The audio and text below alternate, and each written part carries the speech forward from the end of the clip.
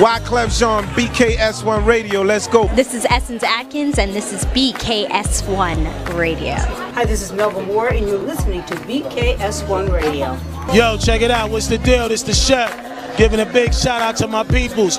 Big KS, you already know what it is. Salute. What's up? It's your girl Monifa, and I'm hanging with BKS1 Radio. Hi, I'm Iyanla Vanzant, and you're listening to BKS1 Radio. BKS Radio, baby. Hey, this is Jasmine Guy for BKS1 Radio. What's going on? This is Lamont Rooker, and this is BKS1 Radio. Shout out to BKS1, the best kept damn secret in the business. Hey, what's up? This is Raven Goodwin from BET's Being Mary Jane, and shout out to BKS1. Hi, this is Leon. You're watching BKS1 Radio. BKS1. God bless y'all. Good afternoon. Wake your ass up. And good morning in some parts of the world.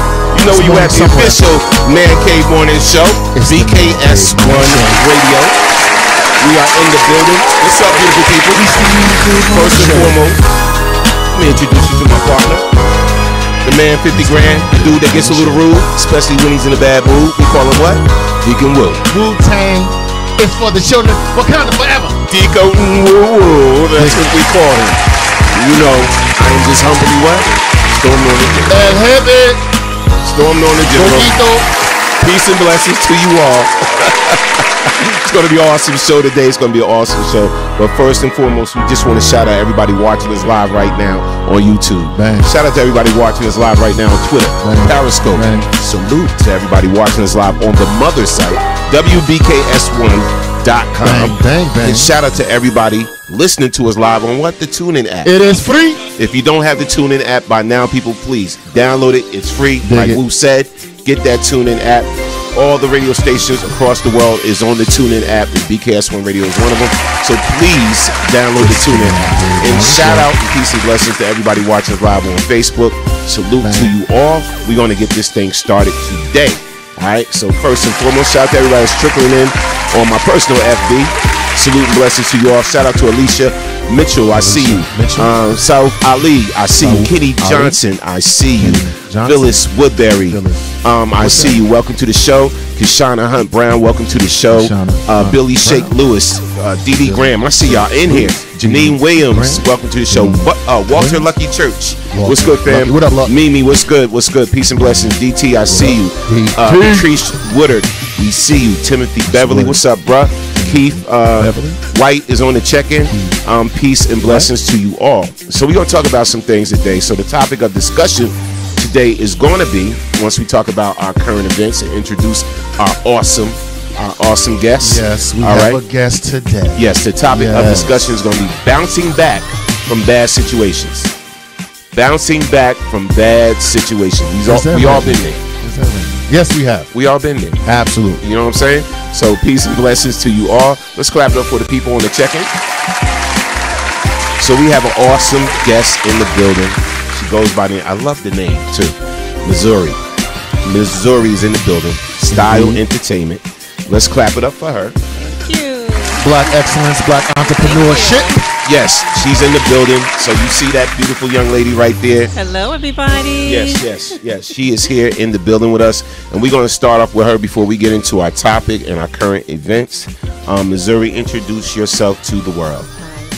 I shall. Hello, everyone. My name is Missouri. And I'm so happy to be on BKS1. Let me just plug that out there. Hey, clap that.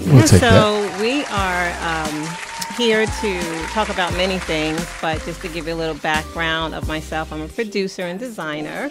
I've been in the business for well over 15 years, and we are doing some amazing things, hoping to brand our whole production to become a global explosion and to really inspire people to live their dreams now and not wait, for the future. So I met these lovely gentlemen through a good friend of mine, Maria.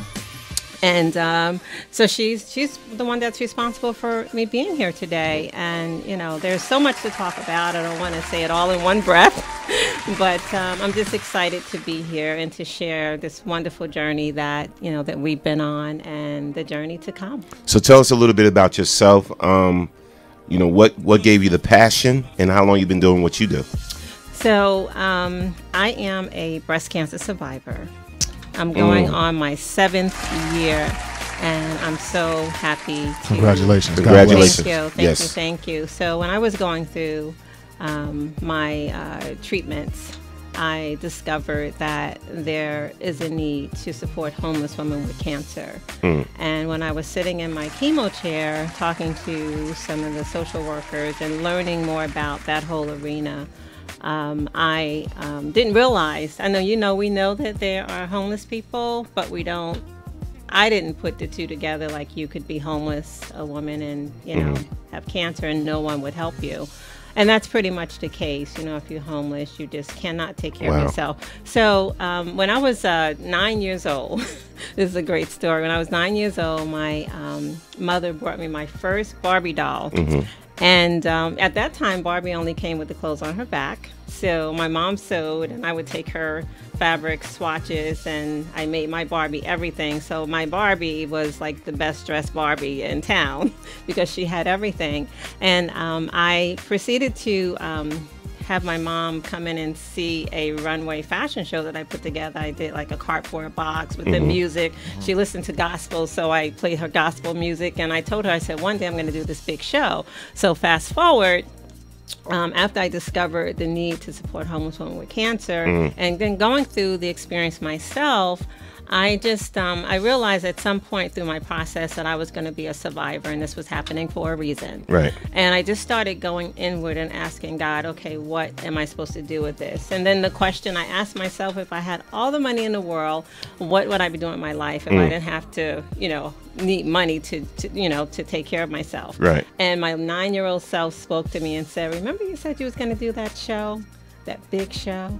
And it just all clicked for me that I could take something so beautiful, which is my talents as a designer, but not just as a designer. My really claim to fame is entertainment designing, right? And really wow the audience. But I could take that and I could, you know, have it support something so ugly, so something so beautiful supporting something so ugly. Right. And I went to work on it. I went to work on Saltainment. I, you know, talked to friends, you know, family. At the time, my daughter was in college, and she was the only one that I could, you know, see, like, taking my vision and bringing it to reality from an entertainment standpoint, because she had studied dance and modeling and acting and everything, and I knew what her capabilities was. So I talked with her, and, you know, we sat down and just kind of mapped out the whole plan for Saltainment. And on September the 15th, 2012, Saltainment premiered at Raritan Valley Community College. Nice. And we have been going ever since. Nice, nice. And again, it's Styletainment. Styletainment. Like entertainment, but Styletainment. I was saying style entertainment. I know. And she was being so nice. She didn't correct me. So forgive what you see on the screen. That's me. She looked on the screen and said, But she cleared it. She cleared it up for us. I did. Professional. I always do. Yes, now, of course. I see you actually worked with Rita Owens, Queen Latifah's mom. Yes, I did. Just tell us about that experience and how did that come about? I did. A few years before, you know, pre-cancer, we used to present what's called the COLA Awards, where we honored ordinary people doing extraordinary things. My life has really always been about inspiration and power. So, you know, I knew that, you know, whatever I was doing was going to take those legs, and that's what was going to live in the world. So we presented our second COLA Awards in 2007 at the Newark Museum. And how we got our honorees where they were nominated. So someone within our camp nominated Rita Owens for her outstanding achievements working with the youth. She went to Irvington High School, and she created programs to help keep them off the street. And then once, you know, we connected, not only did we honor her, but I actually had the pleasures of designing, for her as well. Wow. So may she rest in peace. Yes. We love her and we miss her. We do. See, look, I actually fixed it as we was talking. Yes. So styletainment. That's the professionalism here. Thank you so much. BKS1. Thank you. Now, I have a clip here. Okay. So we're going to run this clip, Okay. and I just want you to explain once we come back from the clip Okay. what we're seeing here. I just seen a lot of beautiful. I didn't have a chance to go through it real quick, but I seen a lot of beautiful colors and designs and everything. Sure. So this lady really knows her stuff. Thank you. Thank you. Let's watch the clip. You know where you at, the Man Cave Morning / Afternoon Show, BKS1 Radio. Worldwide. Let's go.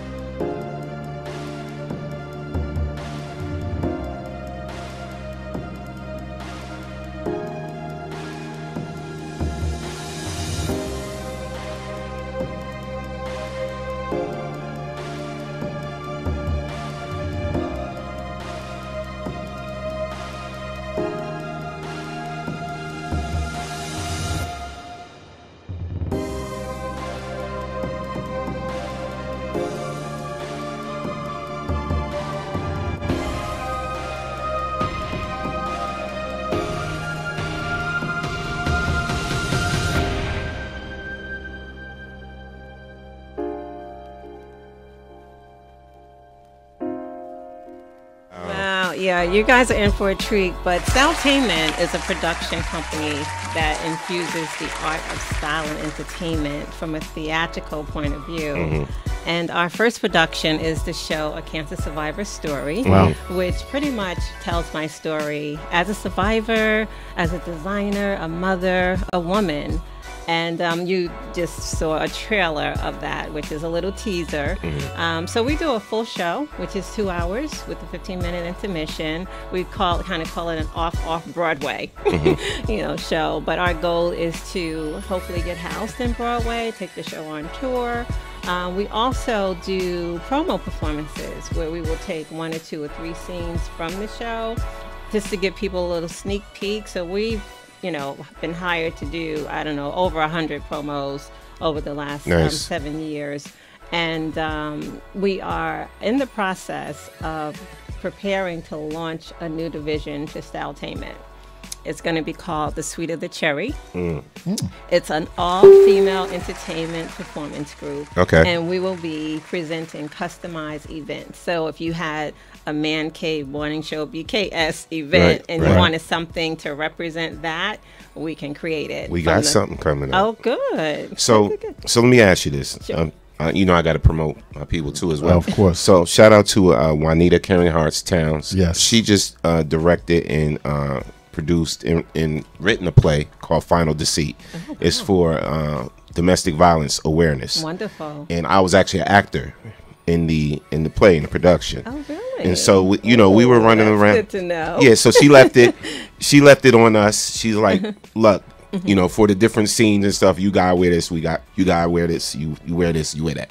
Right? So I'm sitting up here like, okay, what is my character gonna wear, right? Yeah. So for something like that, she could have hired your services. Yeah, she could definitely hire us to do customized outfits, for anything.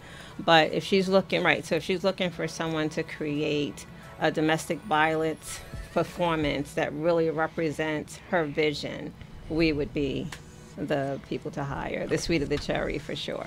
Yeah, and we did okay, but now I'm looking at your work, and I'm like, wow, costume design is serious. So when we look across the entertainment industry, image is very important. Very important. And a lot of times we are represented with not a very good image. That's true. Violence and disrespectful behavior. So how important is it for you to represent your people with style, class, and grace? Well, just to give you a little bit more of a background of me, I ran a professional image consulting business for over 20 years, dressing corporate executives, celebrities like Miss Rita Owens, others that I know as well, and helping them to look their best for all occasions. Right. For me, I am a classy designer. That's just who I am. I am represented. I represent myself on that level. So I'm looking at the individual, what your goals and objectives are, how we can actually take your vision and bring it true. So, like you said, image is very important, and I think that a lot of what we see out there doesn't really represent the majority of women, particularly Black women. Yes. You know, but you know, we're here to change the platform. We're here to add a different flavor, you know, to the table. That's why when you see Styletainment, you know, you don't see a lot of what you see in videos, because that's just not who we are. You know, we're about presenting a different level of entertainment that brings style, entertainment, and a flavor of the arts together on a platform that's just amazing. Now, how does somebody go about reaching out to you, you know, for your services, for your advice, for your expertise? Sure. Well, definitely, you know, if you want to learn more about Styletainment, you can just go right to the website, styletainment.com, styletainment.com. As far as my collection that I sell to the public, it's under the name Missouri's House of Style.com. And you can go to any one of those websites and you know, get connected right directly to me. And I would be more than happy to, you know, provide services for you on any level, whether you're looking for, you know, something to wear to a black tie affair, you just want a little accents with the faux fur, or you want us to customize a total event, or you just want to come and see Styletainment, the show yourself. We can provide that for you. Okay, good. What inspired you? I know you talked about the cancer situation, to have the courage to start your own business instead of saying, well, I'm going to go back to work for someone else. I'm going to be an entrepreneur. I'm going to pursue my dream and employ other people. How'd that happen? Well, I started having children at a young age. I'm a young mother. I have 3 sons and a daughter.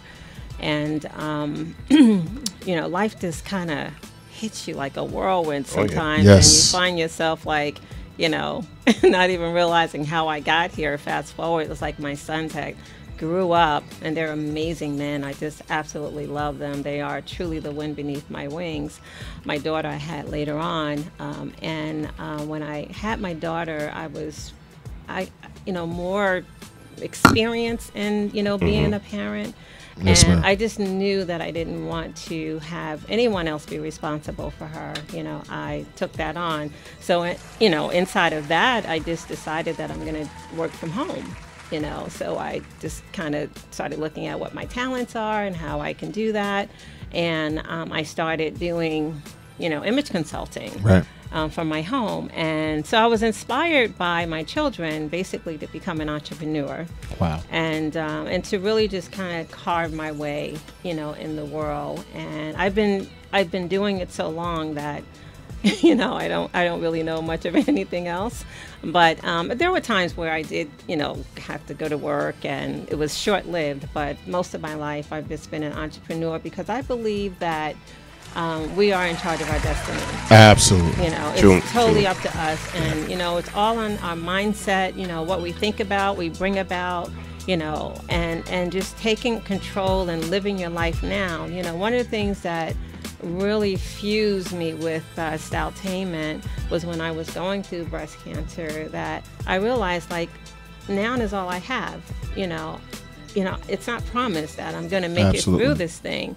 All I have is now. So I took on that, and I take that on every single day. I wake up every single day like, this is the last day. This is all I have, and I try to pour everything that I have into it. And really, one of the things that's most important to me is to be able to live by example and inspire other people to do that, to do them, you know, to live your life, live your dreams, you know, don't worry about other people. Just treat yourself good, treat other people good. You know your value, stand inside of integrity. Yes. And go out there and live your life. So Styletainment is really, this is going on our 7th year. I think I mentioned that to you, and that's a magic number for me. Seven. You know, that's God's number. I already know. And I know I Number can of completion. actually envision the wings just starting to fly. You know, we've been kind of like, you know, trying to get up, trying to get up. Right. But this year, this is the year to take flight, because it's just really time. It's a beautiful story, you know, and even although, you know, we created it, you know, my daughter and I, my son and my grandson, they're a part of it as well. Every time I see it, I get inspired from it. And I'm always looking at... It's a beautiful thing. Yeah, looking at how I can, you know, what's needed to elevate it. How can I make it better? And that's what we've been doing over the years, just kind of elevating it. And 2 years ago, we performed at SOPAC in South Orange. And we hit it. Like, we're ready. We're really ready. So, you know, entrepreneurship, I think, is probably not for everybody if you don't have the discipline, right? You know, and the drive to like push yourself. Yes. Because you gotta really push yourself when nobody's pushing you. You know, exactly. You have to get out there.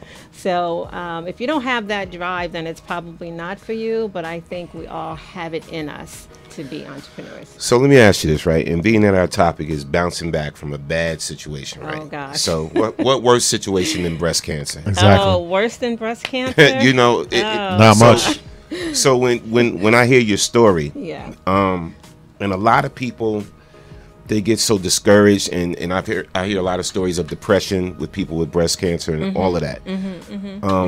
Yeah. What just made you say, you know what? I'm not quitting. Yeah. I'm not giving up. Yeah. I'm a survivor. Yeah. I'm not going to complain. God still gave me breath in my lungs. Yeah. I'm gonna do this, and nobody's gonna stop me. I don't care what this person say. Nobody's gonna tell me I can't do it. I'm gonna do it. And when I just played that video and the responses, shout out to the listeners and the people commenting. They said some beautiful things about what they saw in that video. Thank you. I mean, just tell me what gave you the drive just to really say, I can do this. I'm gonna keep on going. I'm not ready to leave yet. Well, my son, Kareem, very talented young man. He wrote a song dedicated to me. I'll get emotional when I think about it. And yeah, speak so they can. And this song, just when I heard the song, it just touched my heart in a way that I can't even explain. And I knew, like with him, what it took for him to do that, because it's a hard thing for someone to tell you that you have cancer. It's even harder as a mother to tell your children that you have cancer. And, you know, when he wrote this song, I just knew that I had to fight. I knew I had to fight. So the thing that elated me and that uplifted me and that still today does that is my children. I think about my children and who they are for me. And life is like smooth sailing no matter what I'm going through. You know, we all have our ups and downs, and you know, rebounding from a thing like cancer or a breakup in a relationship or losing, you know, something dear to you or someone dear to you can be very devastating. Having someone or someone's there to say, I'm still pushing you. I'm here. Mom, you can make it. Don't give up, Mom. We love you. Those are the things that kept playing through my head, you know, and I knew that I had to keep fighting. And at some point, as I said, I remember sitting in my chemo chair and just knowing that I was going to be healed. I was going to be a survivor. What was the question I was asking myself is, what am I going to do with it? You know what I mean? Because a lot of people don't make it through. A lot of people don't survive it. What was I going to do? When I rebound, what will I do with it? And Styletainment. So what was some of the most challenging things about putting together Styletainment? Like, what was the real challenging thing? Funding. You know, like how it was going to happen. You know, how we're going to pay for it. Because I started, you know, working on Styletainment while I was going through chemo, and I really wasn't generating a lot of income. You know, I was staying with some good friends of mine. My daughter was in college, and you know, things like that. And it was just funding. And But for some reason, I just never let that stop me. I just knew that if it was divinely ordered by God, that it was going to happen. You know, it was going to happen. I guess a couple of the other challenges with any production is people. You know, like casting for the right talent and, you know, getting the right people on board. And then, you know, premiering the first production, like if people would show up, what if they would love it, you know, those were some of the challenges, but mostly just funding. Yeah, you're getting a lot of just a lot of love. Shout out to Akisa. She said, okay, I don't know why, but I'm sitting here listening to her crying. She's crying while listening to you. Don't y'all make me tear up. She is inspiring, Phyllis Woodbury. All right. Yes. Juanita says she did business with you before and will continue. Thank you. Thank you so much, Juanita, Keisha. She also said, Juanita Karen Hartstown said, hi, Missouri. Are you an actual writer or do you tell your story through dance and creative styles? I'm a producer. And I do tell my story through theatrical performances and fashion.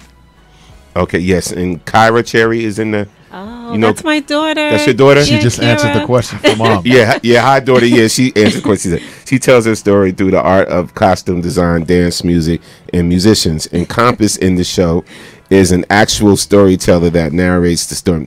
Yo, daughter...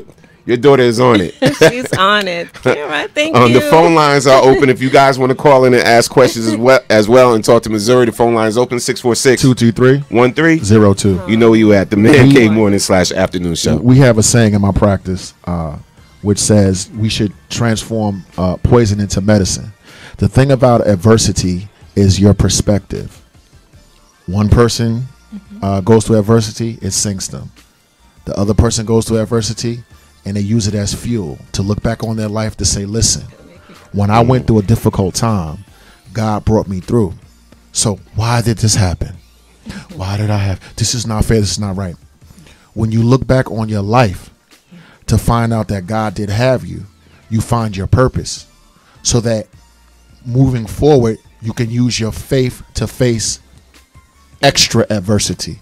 You can inspire other people through dance and art and color and sight and sound to influence them to get on their purpose. That's right. So I'm honored to know you. And we have to change our perspective when it comes to adversity because it comes to us all. Yes, it does. It is the perspective that determines the rest of your life. Yes. And when you're walking in your purpose, you're unstoppable. So the fact that you inspire others to do the same quietly, not loudly like me, but and classy, not unclassy like me. No, it's needed. So we appreciate you. Thank you. Right, no doubt. Victor Johnson said, where can I find her?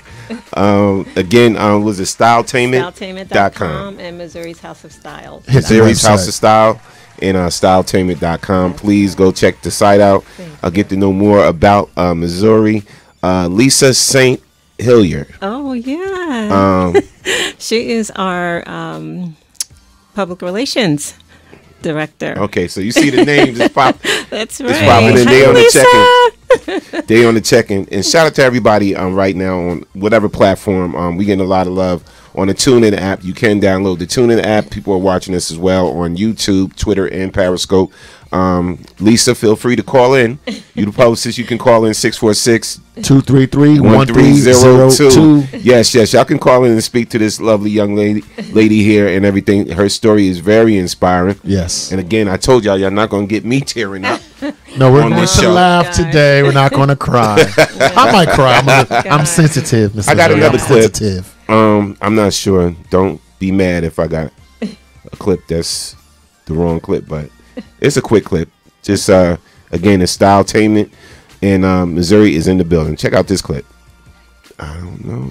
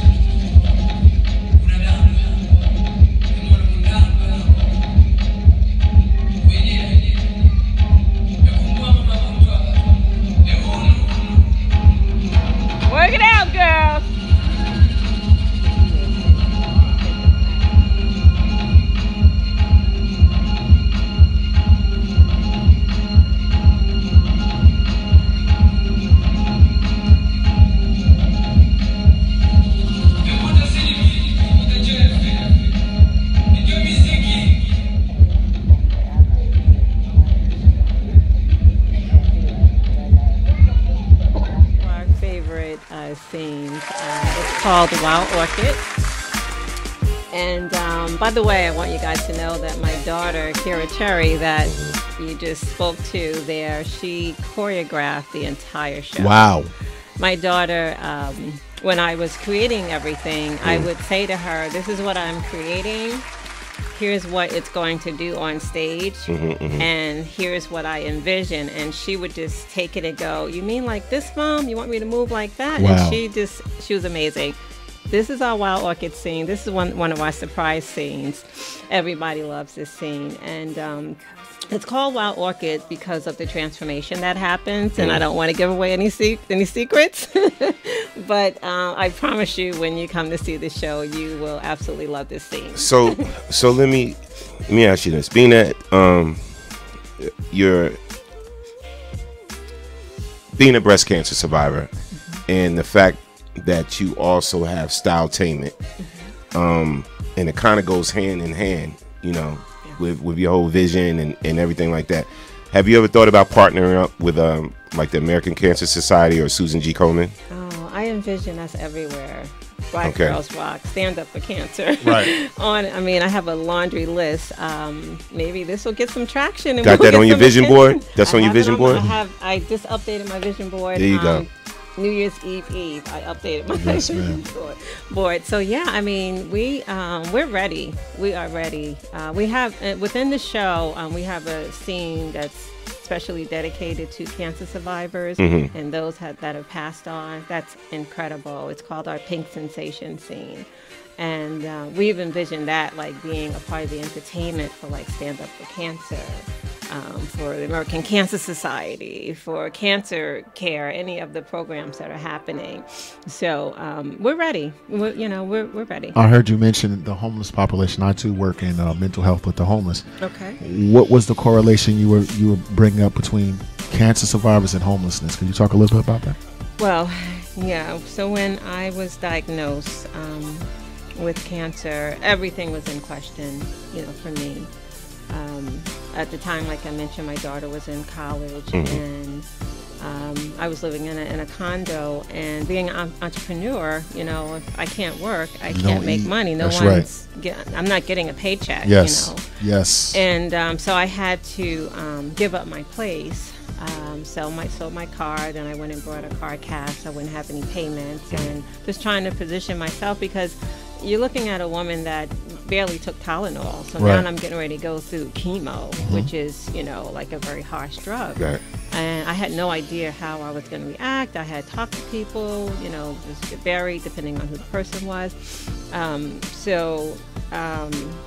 I was really considered homeless because, I was sleeping on my son's couch for a while. They had a very small place at the time. Right. And I, prior to, cancer, I had started doing some paintings. I did a lot of artwork. So I had like 15 pieces, like out of nowhere. I just created this art. And when I discovered that there was, homeless women going through cancer, it bothered me, to be quite honest with you. As women, we are the matriarch of life. Right. Yes. And, we've done all things, been all things to all people, and during our most desperate time, you mean to tell me there's nobody that's going to help us? So I started looking for avenues to get support, and there was nothing out there. No place that I could just go and live and not have to worry about a PSE&G bill, and so I can heal my body. And so I decided that I was going to take my art and get some attention and do this art for the cause. And I put it online and submitted it to art galleries. And there was this one art gallery in New Jersey, Designs for Tranquility. And her name is Jill, her husband's name is Russ. They saw it, and she contacted me. And she had this beautiful gallery in Frenchtown. And she came and got all my art out of storage and created this whole display, created this event. And, so people can come and see it. We can start, getting the word out. When they found out that I was sleeping on my son's couch, they just said, no, Missouri, we're coming to get you. They were like strangers. I didn't even know them, but they came. They took me and brought me to their beautiful home. I had, beautiful, beautiful home. And I lived there, throughout my treatment. And I tell you, it was really divine intervention again, because I believe God wanted me to see what it could be like for healing. If you were taken care of, if you lived in a beautiful surrounding, because these women that are homeless, they don't have that. Right. They're living on the street, or they're living in a shelter, and they can barely eat and take care of themselves. But God showed me the vision, because when I was there, I really got to see that this was a part of my healing. Because I'm a visual person, I needed to be taken care of. I needed to see beautiful surroundings. Yes. And that's what God showed me. For one day, we would like to open up a place called Home, where we can create that for women that are going through cancer to come and stay and live and be healed. So that was just a very difficult time for me, but it was uplifting as well, because I got to try to see something different. I lived there for almost a year and a half.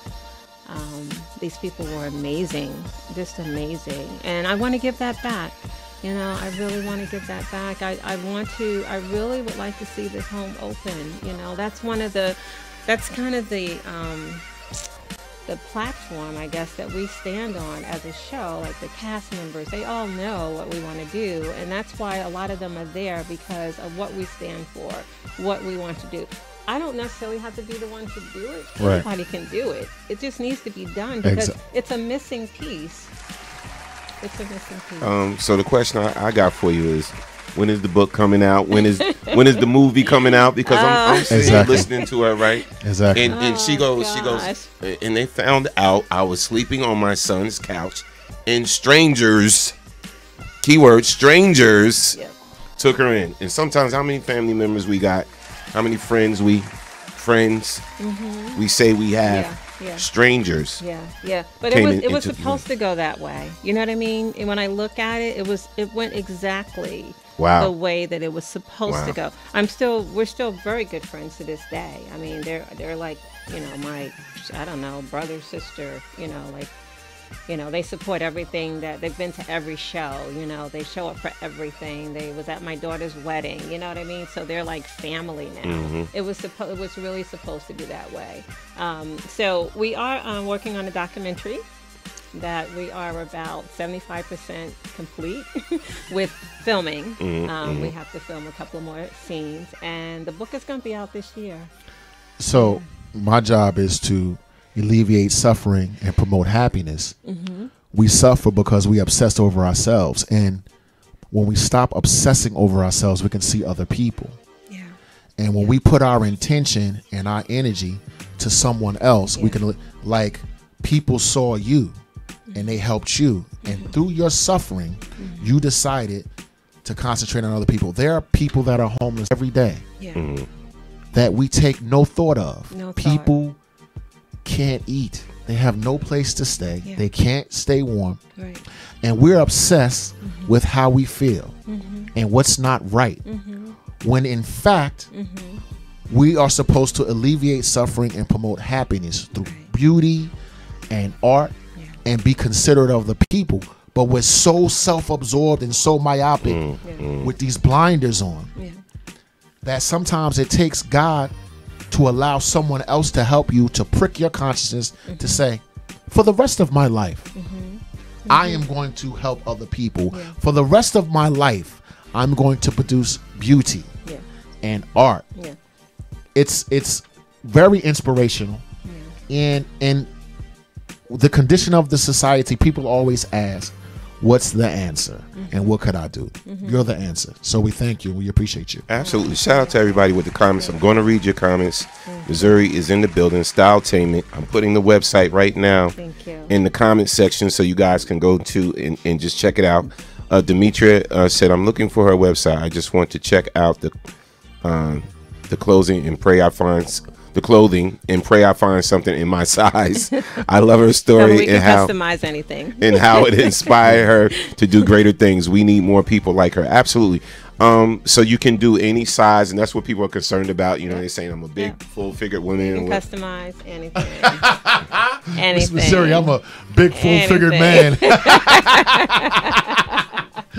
Yes. You clown. I didn't say nothing. Shut up. I'm just saying. Shut up. If you had to do a shirt for him, Fat you charging him by the material, right?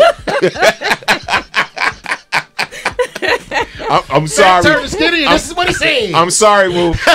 This shirt's gonna take 4 months to do because I gotta order these special rolls in from China. Savages. I'm messing with you, bro. Love you, bro. All right. Shut up. We just being silly. Yeah, he's not that bad. Nah. That's my brother. I love him. No doubt. Can't laugh at yourself. You love it anyway. Akisa Mendez said BKS and Styleentainment need to collaborate on something because between my real life, my tears, and the passion that's screaming right now, I can't deal. She's like, I can't deal. I think this is the beginning of a beautiful relationship. We'll talk about collaborating because we give events all the time. Yes. And yes. She also wants to know if your event can reflect different causes, because like autism. What else she said? I'm sorry, lupus, and different things of that nature. Yeah, we can talk about that. We're open. Yes. Open. Oh, okay. We got a call. Okay. Caller from the 404. State your name. Where you calling from? You on the Man Cave morning/afternoon show. Hey, this is Demetria from Dunwoody. Hey, how you doing, Demetria? Hey, I'm doing good. Hello. And what's going on? What's going on? I called to say nothing. I called to say hi to Missouri. And I heard you, Woo. I'm that person that's gonna take 4 months to make that shirt. Roll from China now. So I was talking about Woo, not anybody else. Sandwiches. Hello there. How are you? I love big women. Me too. Little meat on your bones. Hi, hi, Missouri. How are you? I just wanted to say hi because I love your story. My aunt was a survivor, but she lost her life in early 2015 because it spread to her bones. My father died in '88, so I have, I've been doing like all the mammograms and stuff since I was like 15 because it's so prevalent in my family. Yes. But I mean, I love your inspiration. And I love how you. I mean, the only way I can say is took lemons and made lemonade, and it tastes good. No, thank you. And I love how you go out and inspire other people, and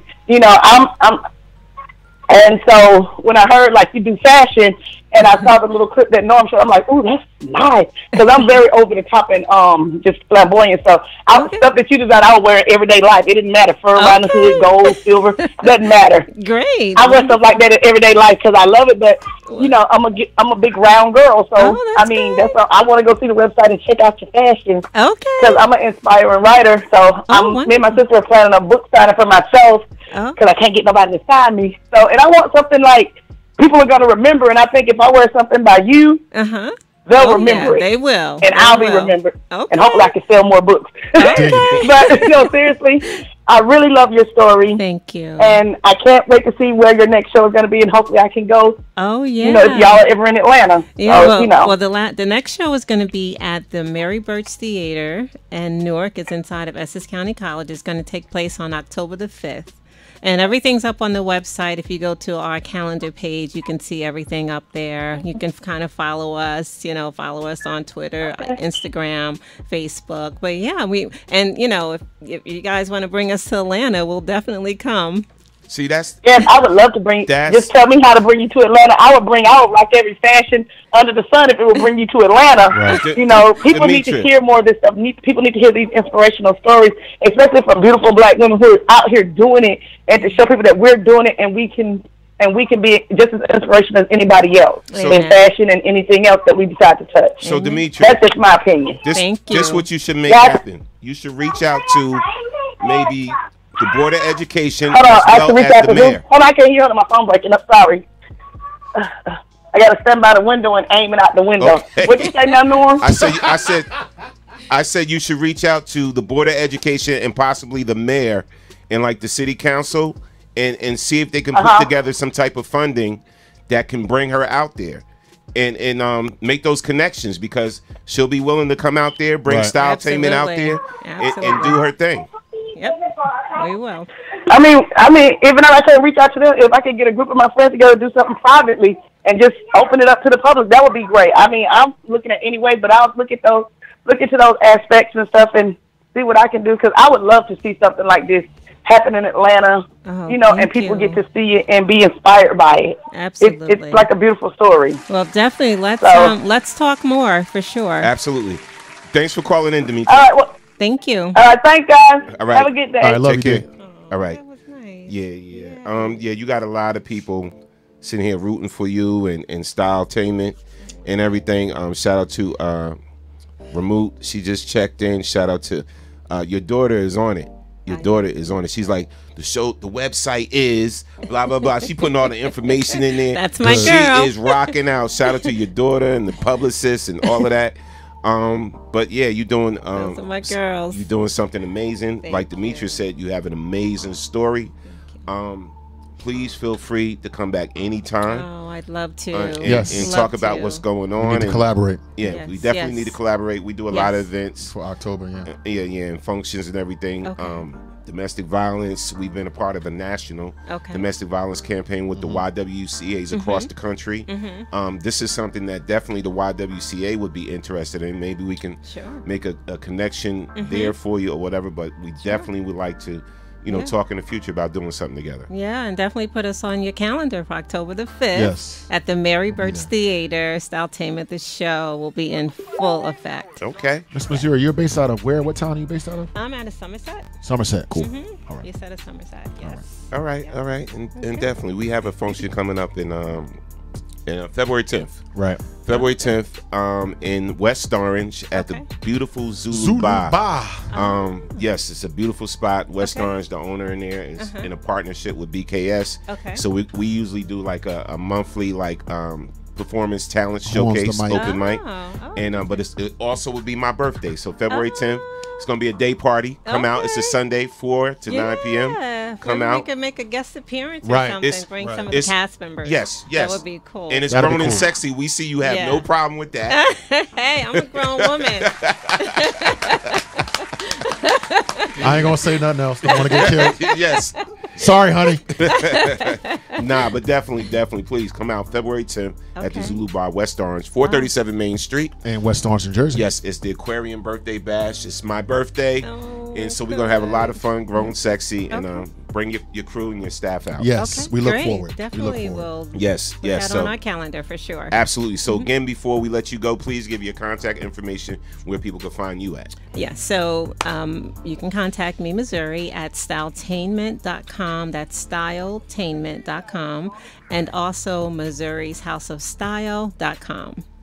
Definitely. And again, we want to thank you for coming on the Man Cave Morning / you Afternoon guys. Show. This has been great. It has. You guys are wonderful. Thank you. Thank you. Black excellence. Yes. Black entrepreneurship. And just, Black beauty. Yes. And just Black women rock. Just know, once you come to BKS1 Radio one time, you become family. You're family. So thank you. You're I definitely feel welcome that back. way. Thank you very much. Definitely. Again, let's clap it up for Missouri of Styletainment.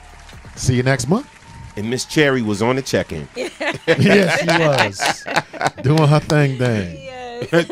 Thank you. God bless. And we'll see you again soon. Thank you. All right, y'all. Let's clap it up again for Missouri. I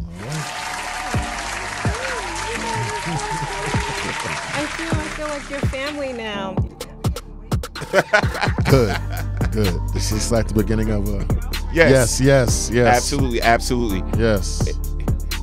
No doubt. The phone lines are open if you want to call in. It's 646-233-1302. We about to resume with the regular show. You don't have to rush out. If you got to go, you got to go. Again, we want to thank Missouri. Please go to the website, styletainment.com.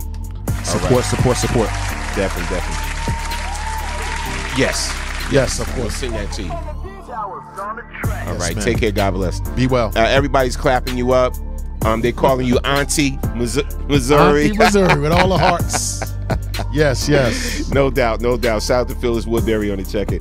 Oh man, what an amazing guest. Yes. I love lovely spirit, lovely energy. Yes. I love it. Yes. Now going on, we want y'all to share some experiences today, right? So we got a lot of current events we're going to talk to y'all about. You know, we riding off, of course, the R. Kelly fiasco, all of that. But please, our topic today is overcoming the bad situation, bouncing back from bad situations. So we want you to share some of your experiences where you bounce back. You know what I'm saying? Where you know they thought they was gonna keep you down, but you got right back up and you kept on fighting and you bounced back from a bad situation. It could be anything. It could be career-wise, could be relationship-wise, it could be health-wise, whatever. Call in, share your story, or put your story in the chat. That's what we're talking about today, bouncing back from bad situations, all right? I'm not quite sure you got one. Of course. You must because you're here today. I must because I'm here today. Yeah, indeed. Right? No doubt. Indeed. No doubt. All right, let's see what we got going on here. Oh, you know we got to get into it, bro. So you heard about the reporter, the weatherman. So a weatherman gets on doing a news report, and he's supposed to be saying, like, Martin Luther King Park, and he said Martin Luther Coon Park. Martin Luther Coon King Park. And everybody's in an uproar about that, and they fired him. Okay. So they fired him. And he's saying it was a slip. He was like, I'm talking real fast. He was like, Martin Luther Coon King Park. So they fired him. No, this is all over the news, bruh. He came out with apology Martin and everything. Luther Coon. Now here's my thing, because I want us to really talk about this. Oh my goodness! Because people are coming to his defense and said it was a mistake. It was a mistake. He's saying he was just talking fast. So when I looked at it, right, you got the clip, man. All right, let me run the news clip. Let's see what we did. But y'all got to read it though, because it's USA Today. They're running it through it real fast. So just look at the situation. And I got some stories behind that, but here we go.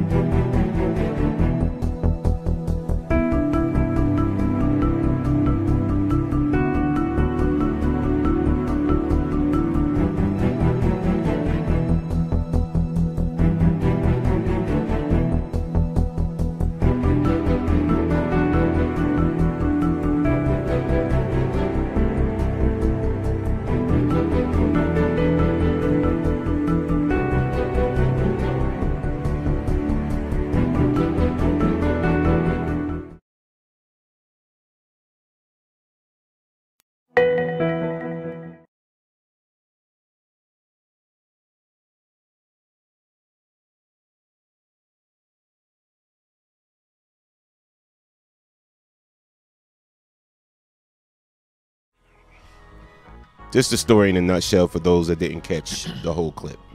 A New York television meteorologist was fired after saying what many heard as a racial slur on the air, while he defended on Monday evening as a slip of the tongue that he tried to quickly correct. During his weather forecast on Rochester's WHEC TV channel on Friday, Jeremy Capel could be heard referring to Martin Luther King Jr. Park, according to the video of the broadcast circulated online. Capel, who is white, said the video statement posted online that he was speaking fast and realized he had garbled a couple of words in the name of the slain African-American civil rights leader, Dr. Martin Luther King Jr. He quickly corrected himself. Oh, I'm sorry. He called. Martin Luther King Jr. Park, the ice rink, at the same voting machine now. And so great, just the way it looked out at Martin Luther King Jr. Park, the ice rink, at the same voting machine now. And so great, just the way it looked out at Martin Luther King Jr. Park, the ice rink, at the same voting machine.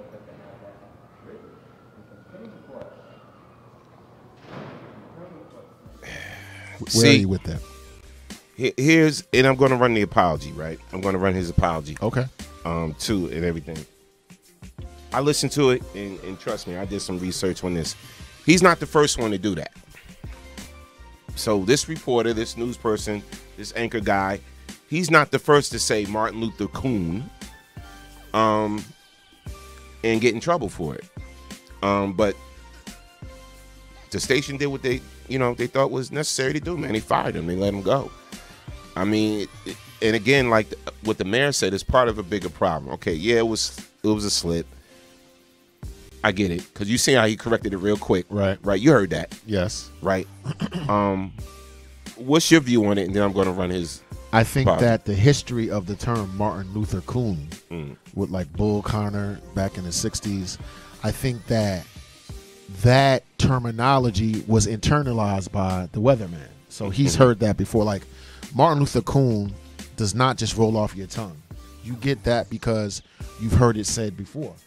So while it is a mistake, it was very insensitive, and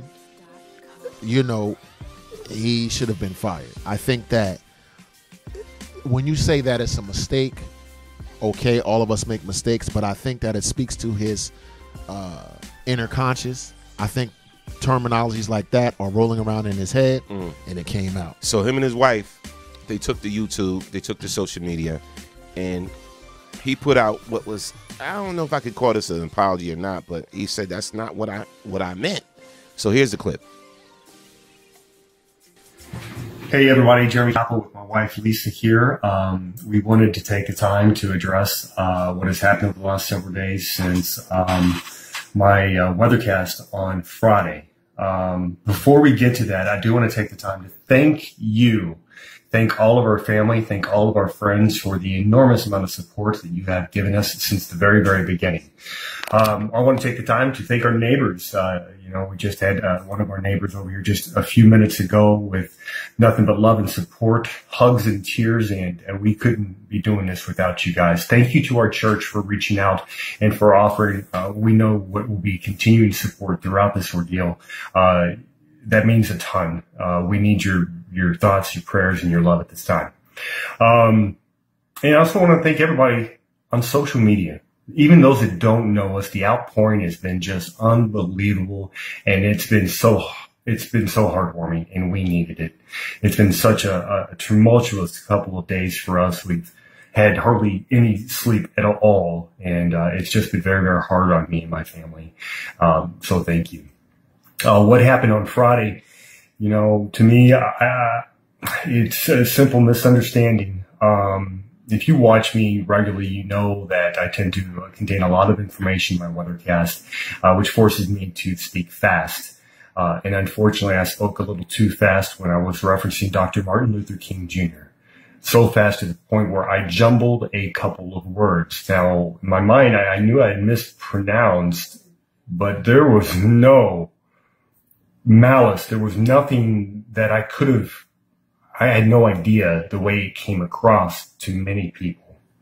As soon as I had started to mispronounce it, I put an emphasis on King and moved on. Had no idea what some people could have interpreted that as. And I know some people did interpret that the wrong way. That was not a word that I said. I promise you that. And if you did feel that it hurts you in any way, I sincerely apologize. I would never want to tarnish the reputation of such a great man as Dr. Martin Luther King Jr., one of the greatest civic leaders of all time. He changed the world forever, and he changed the world for better. I would never do that. Okay, with that being said, I've been... Your thoughts? I was going to ask you where you were with it. Here's my thought. He listen. As someone that talks for a living, I get jumbling words and misspeaking. And as I was listening to his apology, I was thinking to myself, I have said jumbled words, says things I didn't mean. But the crux of his argument, he literally said, I don't know what other people heard or what other people could have interpreted. The word coon is not an interpretation. So when you say, I don't know what they could have heard, listen, you said the word, right?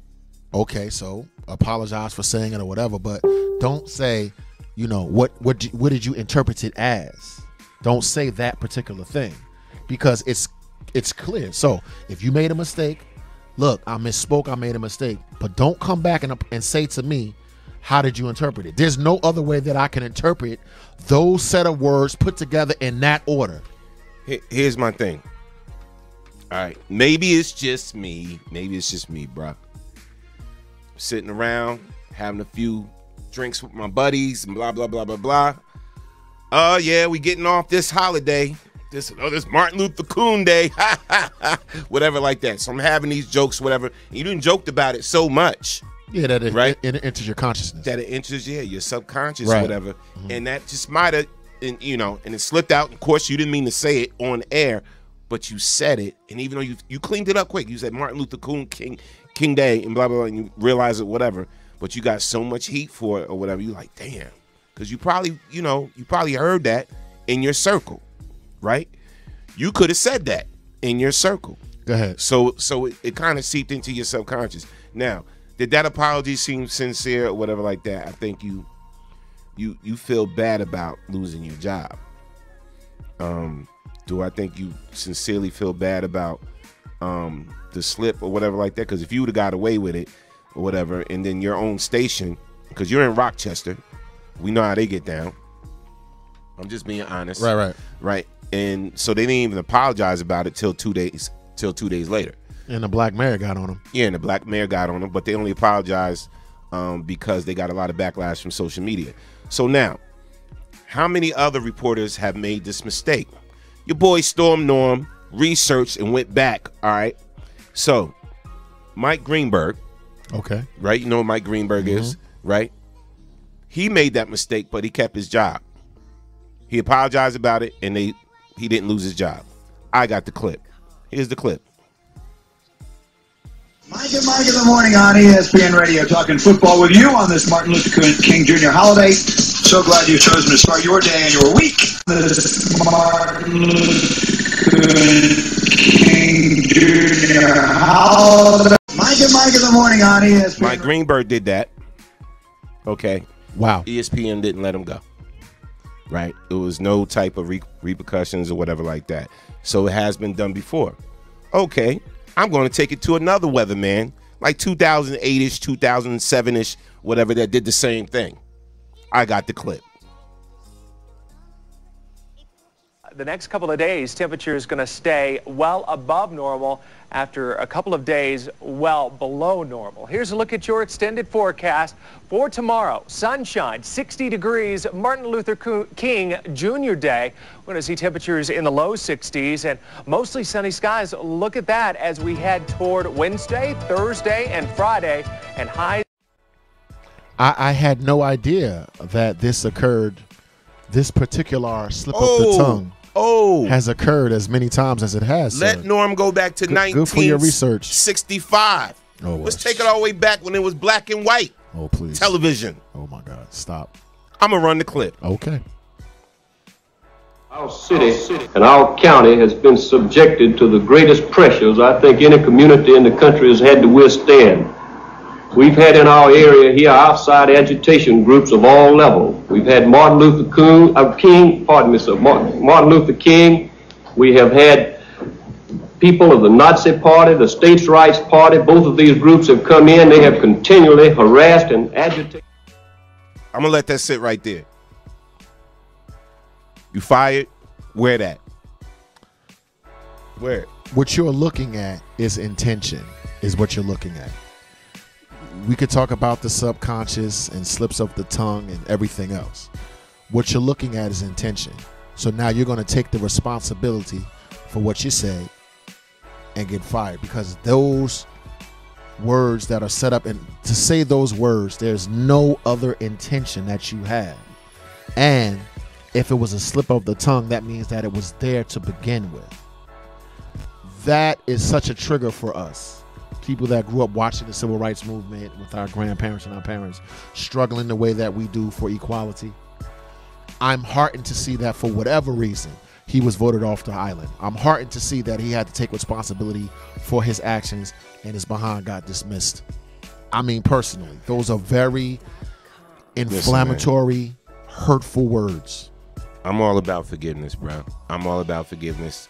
I've said some things where I was supposed to be saying witch and I said the B word by mistake when I was younger. I've said some things, right, where I'm like, oh, did I say that? Blah blah blah blah blah. Whatever. And I apologize for it. I know we do make mistakes, but I just played you 1, 2, 3.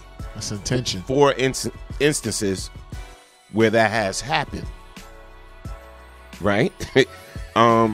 Show me some instances where that has happened with another race or with one of us saying Martin Luther King Day. We don't say it. I need those clips. There are none because we don't say it. The intention behind the speech is to destroy and to demean. While I would see the argument as someone who says crazy things and gets in trouble for what I say, honestly, my intention is always to edify and never to destroy. Am I offensive? Yes. Do I make mistakes? Yes. Do I say crazy things and get in trouble with Norm? All the time. But in my heart, my goal is always to elevate, never to destroy. Those words are put together to be hateful and destructive, period. Don't you know we can see you? You've been voted off the island. See ya. Absolutely. Wow. Wow.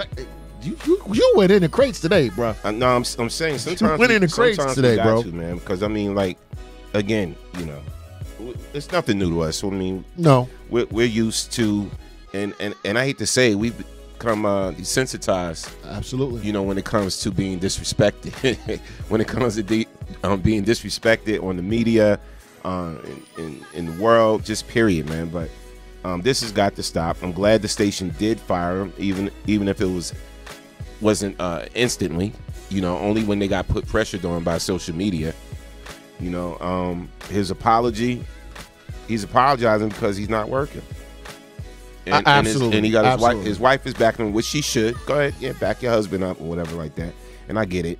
That's a mistake though, but that was something that was instilled in you to make that type of mistake. And I'm looking forward to... I never said Martin Luther King Day.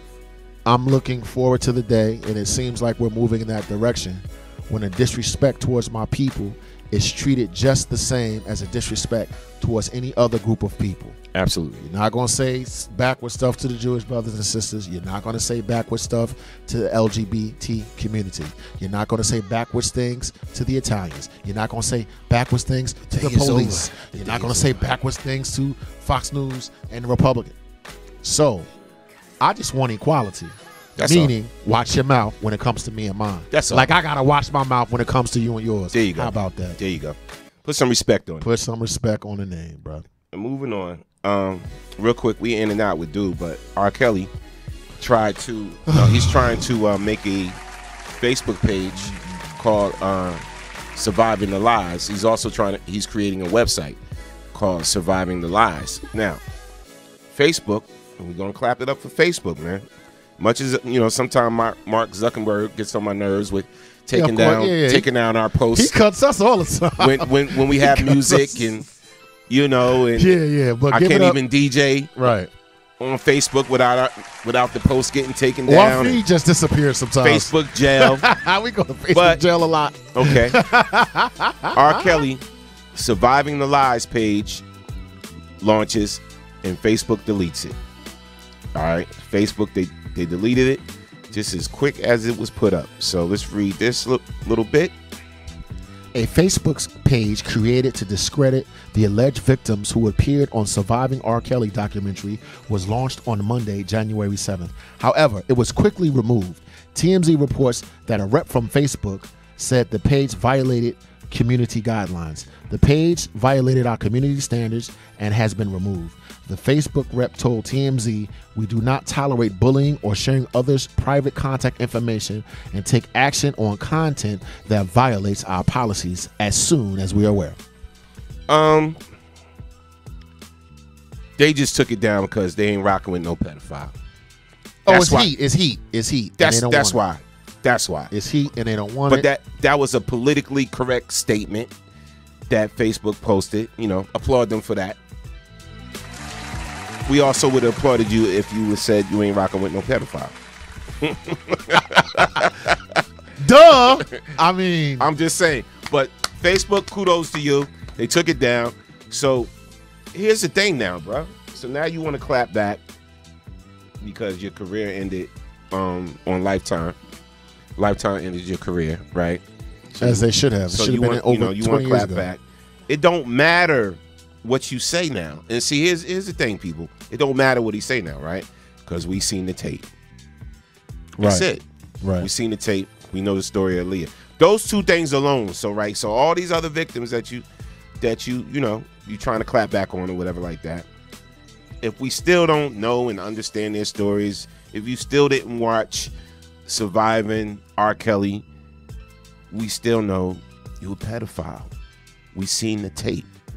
So that's embedded in our heads already. So it's like it's no coming back after this. You know, and then it just sealed the crate, you know, when everybody saw the Surviving R. Kelly thing on Lifetime. So it's a wrap, bro. So you're gonna put up the website and people are gonna we curious.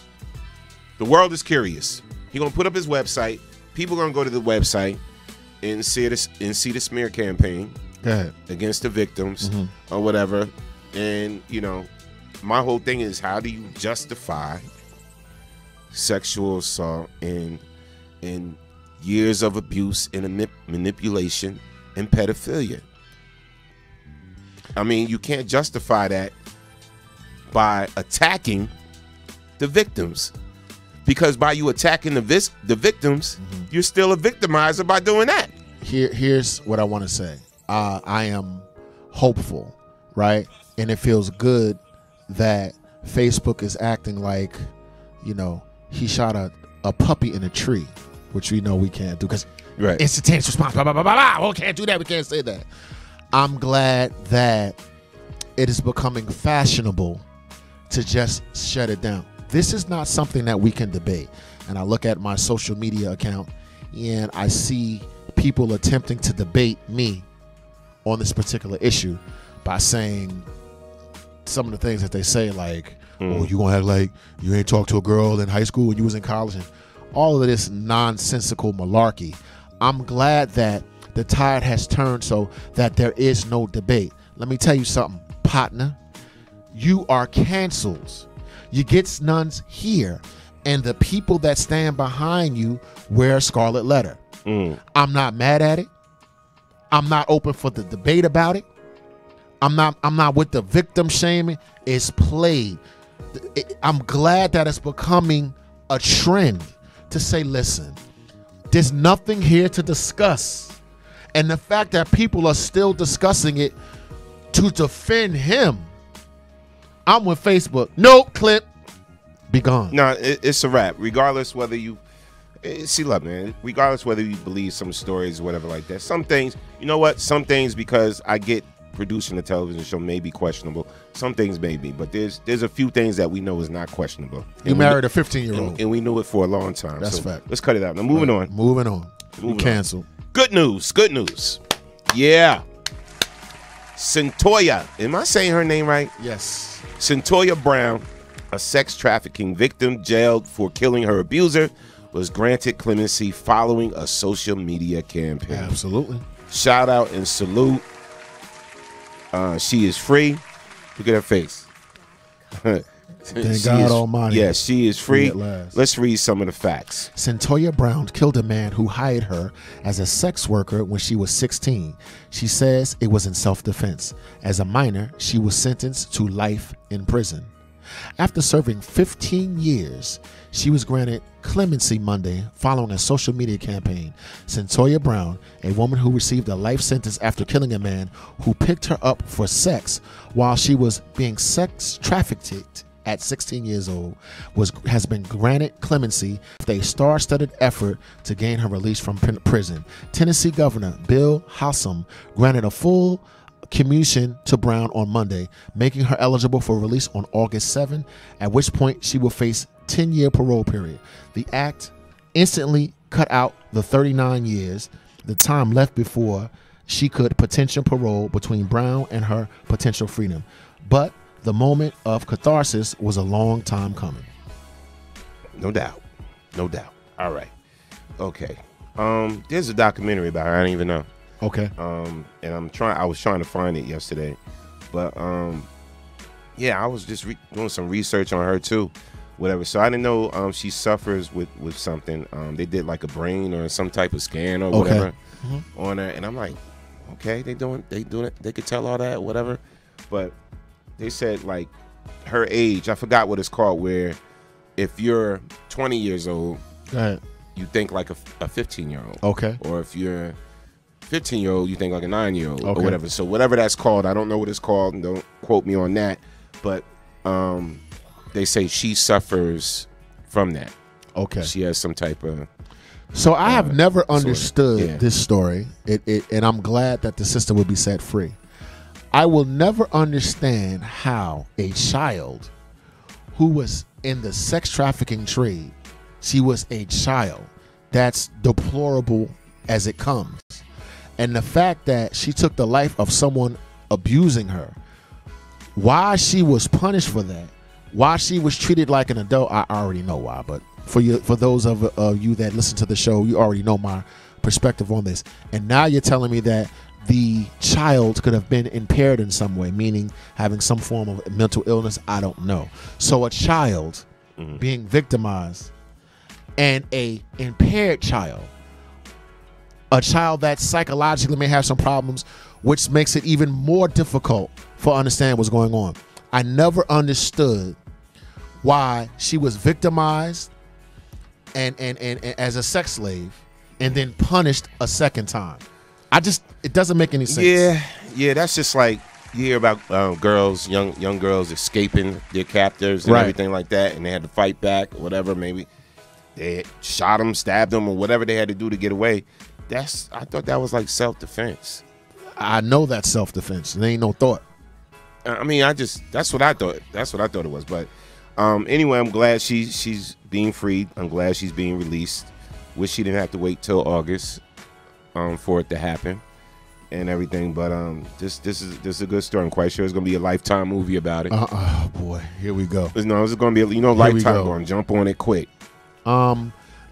BT, you better get on this. Put that production into it, just like y'all did the New Edition story and the Bobby Brown story. Put some production in the telling our deep stories. You know, our deep story. So there's gonna be an R. Kelly story movie coming out too. Believe that. So you raped a child that was a slave, and you're dead.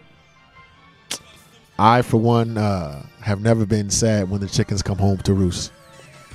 Rest in hell. Yep. I don't. Please. What? There's no story here. The only story is that the injustice has been corrected. Give a damn about no pedophile. All right. Let's talk about because y'all saw the clip about the white judge that made the statement that we doing this. Basically, black people are doing the same thing the KKK is doing. You saw that? Yes. You heard the clip? No, but you know what? I'm laughing about it, right? I mean, you laughing about it, right? But when I heard the audio of him talking, I was like, okay, let's read this. Okay, I'll play the clip, or we gonna run it. I got the clip. Okay. Work with me here, bro. Yes, sir. Yes, sir. Let's read this. Oh, okay. Yeah. Okay. A Tennessee judge is sparking controversy after saying black men are killing each other better than the Ku Klux Klan. Black men are more dangerous to other black men than white Klansmen ever were.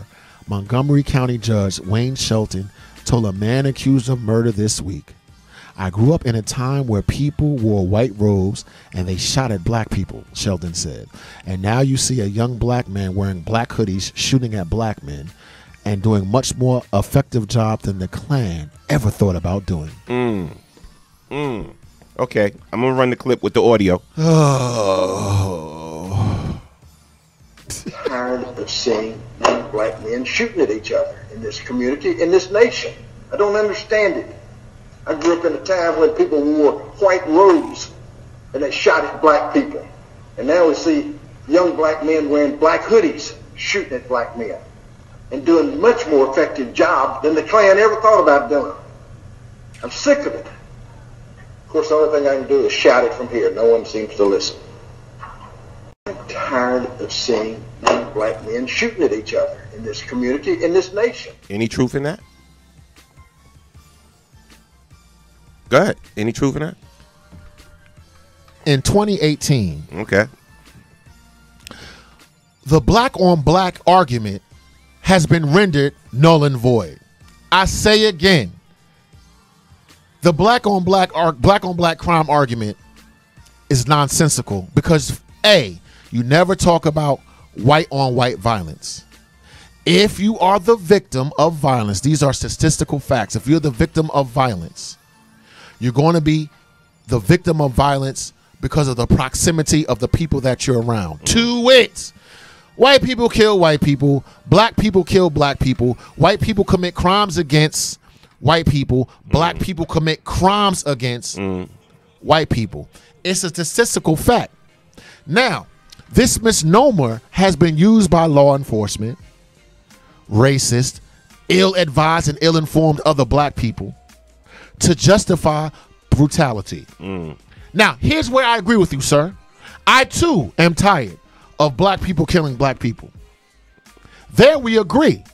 But I am not going to let you continue to foster this false narrative, which is fostered by the media, police officers, white people, and black people. Statistically, prove me wrong. Call me a liar. Prove me wrong and say that these statistics aren't accurate. If you are the victim of a violent crime, you are a victim of a violent crime with relation to the proximity. So if you're in a black neighborhood with all black people commit crimes against black people.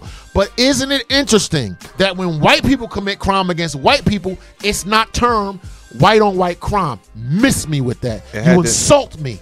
It had to, I wonder where the term, let's dig to see where the root of that term came from, black on black crime. Did we create that? Did we create it? You know what else? You know, did we create it? Did we self-destruction? Didn't somebody mention that one in their lyrics, right? No doubt. And did we bring drugs into our community? Because we got planes from Vietnam and stuff like that. Like it's listen. The information is out there. So don't get in my feed and start talking your ignorance. It is a fact that this term is used to destroy my people, and it has got it's stop it. Listen. I deal with my black on black crime when you deal with your white on white crime. How about that? Yeah, it's a false equivalency. We gotta check that root though of that whole term, because I think we might have created that. We might have started that. Well, okay, so then it will not be the first time. And they ran with it though, like they do everything else. Then it will not be the first.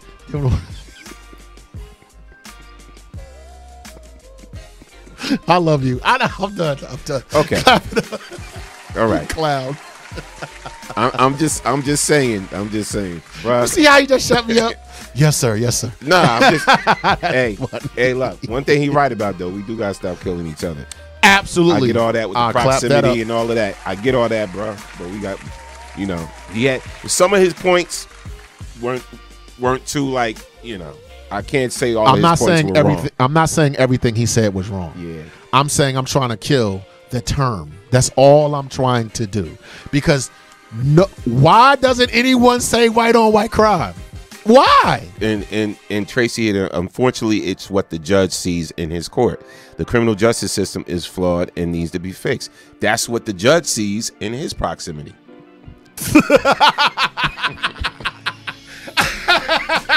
Real talk. Sandy said, unfortunate. They're bad, but not worse than the KKK. I disagree. Oh my God. True indeed. So okay, let me. True indeed. All right. Let me. This is a talk show. You can't be quiet. So that's your view. Are and listen, I know I got you again. What you're saying, I agree with it. But 75%. But there's some truth to what he said too. It is. Listen. Yes. There's some truth to what he said. I'm not saying that we don't. I'm talking about discussing the part that I disagree with.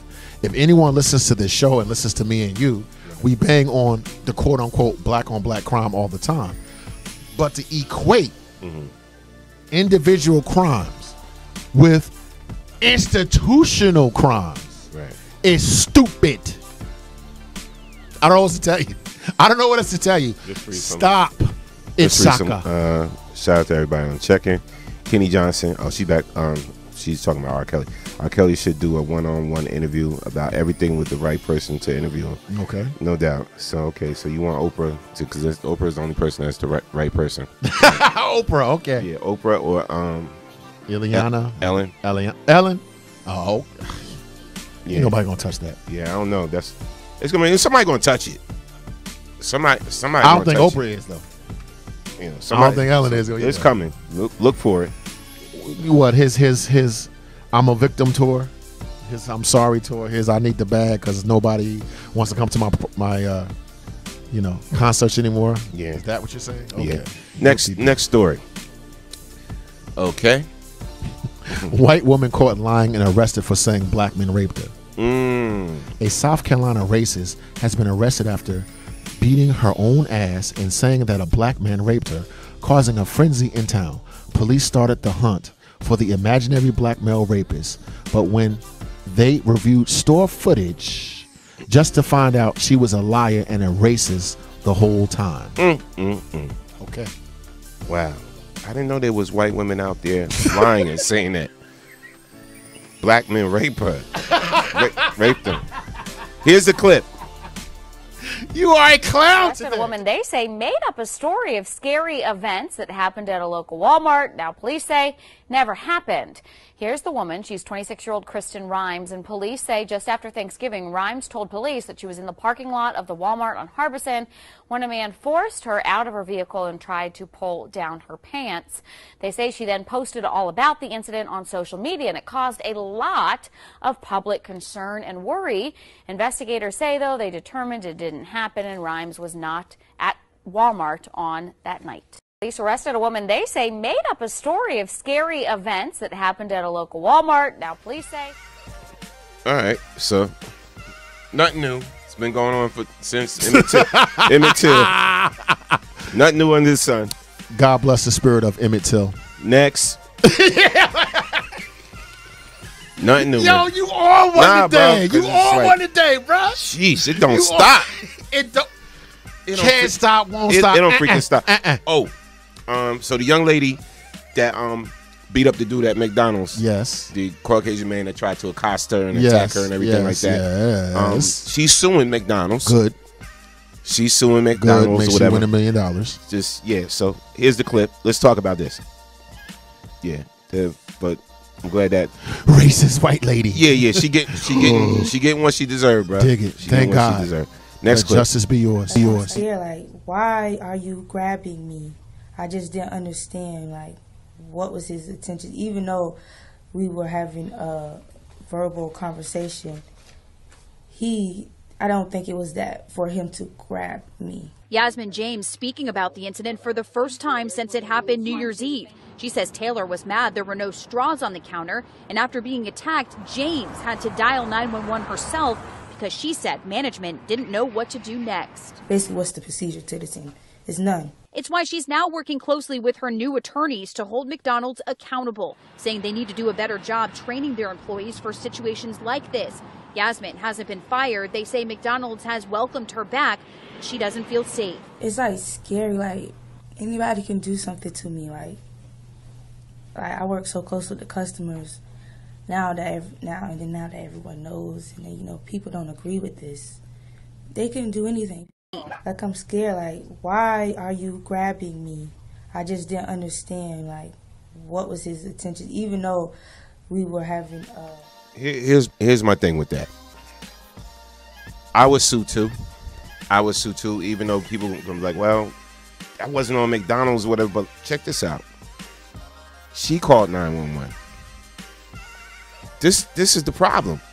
So you mean to tell me I'm getting beat up, attacked by a customer? I'm getting attacked. I ain't gonna say beat up because she beat his ass, but I'm getting attacked by a customer, and I got to call 911 for me getting attacked, and there's like other employees standing around and a manager, sue the hell out their ass. Sue the hell out there. As soon as he went like this, somebody should have been like, 911. This young lady called 911 herself. There's a problem with that. There's a problem while you got grown-ass men, because you're grown, if you're 18 and above, all right, you consider grown in this world, standing around while it's going down. She hit him about 13 times, right? You mean to tell me the first time you seen that there was a problem or altercation, nobody could jump in and really step in and pull that man off of her? Sue the hell out McDonald's. I don't like them anyway after what they did to the McDonald's founder. I saw the movie Founder, bro. Go see that movie. Ray Kroc. Ray Kroc. That's ain't McDonald's. Is Ray Kroc's restaurant, man. They stole that from the owners. You know how I feel about stuff like that. Dig it. From the originators, the creators. They stole that. This story has so many, if I may, quickly. This story has so many legs, okay? I am for her taking all the legal action that she can take against McDonald's, and I, looking at her two lawyers there, she will be successful. I'm definitely in my feelings about this because everything that Norm said, of course, why would she have to call 911? But my issue is with the young African-American gentleman that sat passively by and watched a man attack a woman, a cup beats, watched her get 3, 4, 5, 6, 7 in. Then when he decided to take his action, he grabbed her instead of grabbing the man that attacked the woman. So briefly, this docility that some of men in my community have. Wait a minute now. Let me call the manager. Let me think about what's going to happen, because if the police is going to come, they might shoot me. That outweighs a man's instinct to protect a woman. That's what I'm on. Yes, yes, yes, yes. Sue McDonald's. Have at it. I think you should. The idea, crazy or not, as a man, you going to stand in my presence and think that it's okay to hit another man. I mean, to grab a woman and yank her across the table and do whatever. And the idea that I would stand passively by and then put my hands on the female. So the fact that he felt comfortable doing that is an issue that we should talk about. Perhaps we can have another show. I don't want to take things off the topic, but it's despicable. It's deplorable. Finally, that sister said, I'm going to defend myself, and went into action. She didn't go, are you going to just let this happen to me? She didn't look back and say, I'm a damsel in distress. She didn't say, I think I need to call the manager. No, she defended herself, perhaps because she felt that she would not be defended by those brothers. Yep. Okay. Sick and getting sicker. Yep. We got problems, black folks. We got problems. No doubt. No doubt. My ninja. See, you thought I was going, I've been good today. Okay. Right. Next story, bro. So this you clown. This kind of bugged me out. But hey, it's the Twilight Zone. What we about to watch here? More Twilight Zone? It's the Twilight Zone. Okay. The Orange Zone. Okay. So here go this young Caucasian male. He was mouthing off at some police officers in Louisiana. Yeah, I forgot about this guy. New Orleans, I think it was, or whatever case may be. Whatever. It didn't turn out quite the way he expected. Is that right? Nope, didn't turn out quite the way he expected. Okay. Yep. Let's get it. Here it is. Here it go. With an investigation, all right? We're not interfering Because I'm walking on the sidewalk, bro. You worried about something? No, you worried about something that ain't got nothing to do with you. I think it's hilarious. All right? You guys are wasting all these resources on pulling over somebody that ran a stop sign. Get you some business, bro. I got business. Yeah, nah, you don't. Yeah, I do. Obviously, you don't. What is happening? Are you guys like trying to say we got like I said, 4 officers over here? Don't you got better shit to do on New Year's Eve, bro? Hey, this like is I ridiculous. Said, when you get through, Through with what? Keep walking. Watching my fucking public officers wasting time bitching me out. I'm gonna stand here and talk however I want because it's fucking America. I'm not on the show. Oh, are you kidding me? All right, hold on. I'm gonna stand Hey, you back up off of me, bitch. You think I'm filming him, so I'm here. I'm backed up as far as you push me. This is with an investigation, all right? We're not interfering. Because I'm walking on the sidewalk, bro.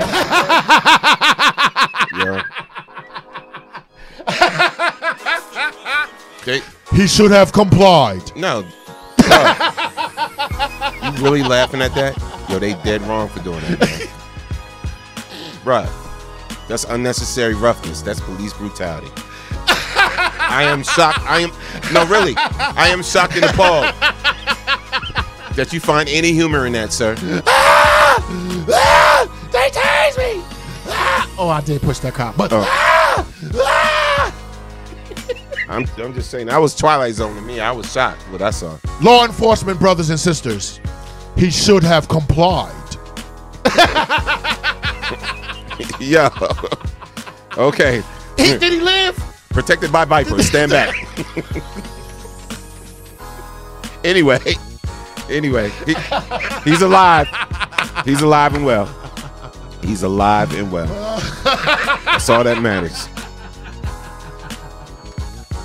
This brother here. Protected by Viper. Oh. Jeez. Oh, RoboCop on the case. As we go on with this crazy world. Smoking. Oh, we hitting y'all today. Oh, you just gonna get the taco sauce. I'm saying, Oklahoma man shoots up Taco Bell drive-thru due to lack of taco sauce. We can't make this issue up. General had the R. Kelly show. So after we off R. Kelly, we covered everything we were supposed to cover for the rest of the week. I'm sorry, go ahead. Oklahoma man shoots up Taco Bell drive-thru due to lack of taco sauce. In Oklahoma City, a man reportedly fired several shots through a Taco Bell drive-thru window after he didn't get the taco sauce he asked for. Okay, he was complaining about not getting enough sauce or not getting any taco sauce and was very upset. The suspect got out of his car, then came inside Taco Bell. The employees were able to lock themselves in the bathroom until he left. When police got there, they learned what caused the strange ordeal: a tiny packet of taco sauce.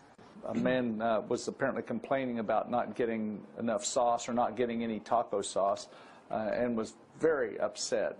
And then police say the suspect fired 2 shots right through the drive-thru window. And it didn't end there. The suspect then entered the business, got out and came inside of the business. The employees locked themselves in the bathroom. He apparently left. It's unclear exactly what he did while he was in there as they were hiding. The restaurant now left with shattered glass and a boarded up window. But thankfully, the employees who were fearfully hiding in that locked bathroom were not hurt.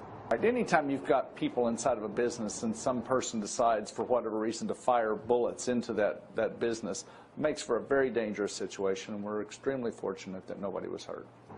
When police got there, they learned what caused. This is why I try to eat home as much as possible. I'm going to start eating home as much as possible. People are crazy, man. I mean, people got mild sauce. Bang, bang, bang, bang, bang. Road rage, short temper over straws. The dude was upset over the straw at McDonald's, right? So he blacked out. Dude here at Taco Bell didn't get no taco sauce. He blacked out. I'm just saying, man. Or he whited out. He whited out. All right. I'm just saying the tempers is all short and just yeah. We live in wilding out. Was there a description of that assailant, sir? Anybody have a description? I'm just asking. I actually didn't see one. Okay. I didn't see one. All right. We'll keep looking at that story. It's crazy. It's crazy. So somebody sent me something. Either they inboxed me or DM'd me, and heard the story we was talking about when we was talking about R. Kelly and underage girls and everything like that, and actually asked me, well, do y'all know what the age of consent is in Chicago? I'm like, hell, I know. I don't know, but you know if somebody's underage or not or whatever. Right. So I actually found a list for those that don't know, the age of consent across the country. All right, so I'll post up the whole list later, whatever, on one of our social media sites, or whatever like that. And I was like, wow, I'm looking at this, and it varies. And my question to y'all is, do you think it should be a standard age of consent across the country? I valid question. Yes, I do. Do you think? Yeah. Do y'all think it should be a standard age of consent across the country? All right. So let me make this a little bit bigger, because I see him straining his eyes. Yes, my old man eyes and everything. Gonna make this a little bit bigger for y'all. So okay, the age of consent across the United States. Here you see 18 years of age, 17 years of age, 16 years of age. Okay. The legal age of consent varies from 16 to 18 years old from state to state across the United States. And states are close in age exemption exists to decriminalize consensual sex between two individuals who are both under the age of consent. So wow, Alabama 16. We ain't going through all these, but y'all can see it. Alaska 16, Arizona 18, Arkansas 16, California. Let me see, where's Illinois? This is interesting though, because I think it should be a standard. Me personally, I don't know how many of y'all agree or disagree. I mean, I think it's interesting. In certain states, you can get married, and in other states, you can't get a driver's license because the age of consent is 16 certain places. And while you may think you are mature at 16 years old, you're not. Illinois is 17. Chicago, Illinois, 17 years old. I'll tell you what. 16. I'm looking at these states with 16. Mississippi 16, Minnesota 16, Massachusetts 16, Maryland 16. For those, please call in if you have a 16-year-older. Do you think it's advisable for her to be married at that age? Do you think it's advisable for a 16-year-old to be allowed to have sex with a 22-year-old man or a 25-year-old man? What's the cutoff point? You see Jersey? Jersey, I think, is 17. Yeah. Jersey is 17. Jersey is 16. It's 16 in Jersey. Yeah, Jersey is 16. Okay, so that means that I lost my virginity at 17. So that 27-year-old that I lost my virginity to was not in no trouble in my state. Okay. I mean, I know how mature I was at 17. Not very. And New York is 17. I tell you what, dear partner, I don't give a damn what age it is. You roll up on my 17-year-old daughter, you got problems with me. I don't give a damn what the law say. I don't no apologist, no nothing. Like, that's just too young. That's crazy, man. It really, why is it different in different states? How come it can't be one? How come 18 can't be? That's what Why can't it just be 18 across the thing, man? That's what's up with that? I want to know. It's like, New York is 17, Jersey is 16. That's crazy, but why isn't it across the board? Do you feel as though that causes problems? So in the state of how could that cause a situation? So in the state of New Jersey, if I'm a high school sophomore, and I'm 16 years old, and my 29-year-old teacher has sex with me, I consented. Let that sit with you, if you don't mind. You okay with that? Yeah. I'm not, but a lot of people are, and a lot of people are apologizing for it. I'm not one of those people. You know what I'm saying? The fact that you can be drafted at 18, but you can have the mindset to be and what's 21? 21 is legally drinking. Yeah. Okay. Wait. So that varies from state to state too. That varies too. Yeah, I think it does. I think if I could be mistaken, I'll come back tomorrow with info on that as far as the legal drinking age and everything like that. But I think that varies from state to state. I do think certain things, and I know every state has its own laws, but I do think certain things need to be standard across the board when it comes to laws like this. Can I tell you something? Even with driving. Can I tell you something? My 25-year-old son is still my baby, gonna always be my baby, and so is my 17-year-old. I agree with you. It's I'm a little confused. You know what I'm saying? Right. I think that it should be, to me, at least 18. Have you raised children? I know I have. You know, can you speak to the 16-year-old mind? No matter how mature you claim they are, no matter how much life experience, no matter that they sell drugs and they've had sex before, you really telling me that the 16, 17, 18, 19, 20-year-old mind has fully matured? That's physiologically, biologically doesn't make sense. But go ahead with your law, bro. I mean, not you. You know what I'm saying? Yeah. I don't No know, doubt, bro. no doubt. Phyllis said she thinks it should be standard too. Agreed. Kenny Johnson says 16 in New Jersey. No. Exactly. Well, 18 should be across the board. Yeah, but it's 16 in Jersey. According to the list that I just pulled up, 16 in New Jersey. Don't forget, y'all. Make sure y'all tell y'all peoples and everything. I know a lot of y'all got children and kids and teens and all of that, and kids in college. Brand new show starting on tomorrow. 7 to 8 p.m. It's called Champagne Hour. Champagne Hour. Starting tomorrow on BKS1 Radio and all the BKS1 Radio platforms. And that's 7 to 8 p.m. Eastern Standard Time. Going to be an interesting show. Some youth. Youth is taking over. Apparently, I'm too old to be on the air anymore. Okay. No. I'm just saying. And that's the beautiful thing about radio. You could be 90 and have a radio I'm show. Certainly closer There's to no 90. age.